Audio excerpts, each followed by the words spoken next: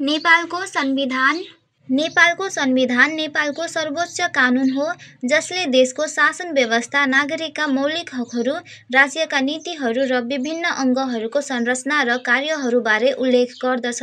यो संविधान 2072 साल असोज 3 गते जारी भएको थियो र त्यस दिनदेखि नेपालको अन्तरिम संविधान 2063 स्वतः निष्क्रिय भएको थियो।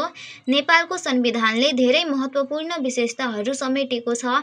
नेपालको संविधानले सङ्घीय शासन प्रणालीको व्यवस्था गरेको छ, जसमा केन्द्र र प्रदेशहरूबीच शक्तिको बाँडफाँड गरिएको छ। संविधानले नागरिकहरूलाई विभिन्न मौलिक हकहरू प्रदान गरेको छ, जस्तै समानताको हक, स्वतन्त्रताको हक, न्यायको हक आदि। संविधानले न्यायपालिकाको संरचना र कार्यहरूबारे उल्लेख गर्दछ, जसमा सर्वोच्च अदालत, उच्च अदालतहरू र जिल्ला अदालतहरू पर्छन्। संविधानले कार्यपालिकाको संरचना र कार्यहरूबारे उल्लेख गर्दछ, जसमा राष्ट्रपति, प्रधानमन्त्री र मन्त्री परिषद पर्छन्। संविधान नेपालको मूल कानुन हो जसले अन्य कानुनहरूको आधार प्रदान गर्दछ।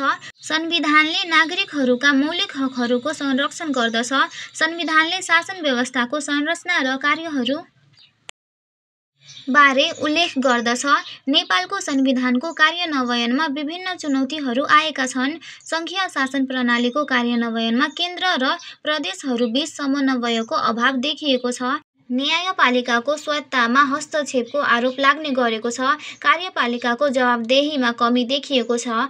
नेपालको संविधान एक महत्त्वपूर्ण दस्तावेज हो जसले देशको शासन व्यवस्था, नागरिकका मौलिक हकहरू र राज्यका नीतिहरूबारे उल्लेख गर्दछ। यसको कार्यान्वयनमा विभिन्न चुनौतीहरू आएका छन्, जसलाई सम्बोधन गर्नु आवश्यक छ।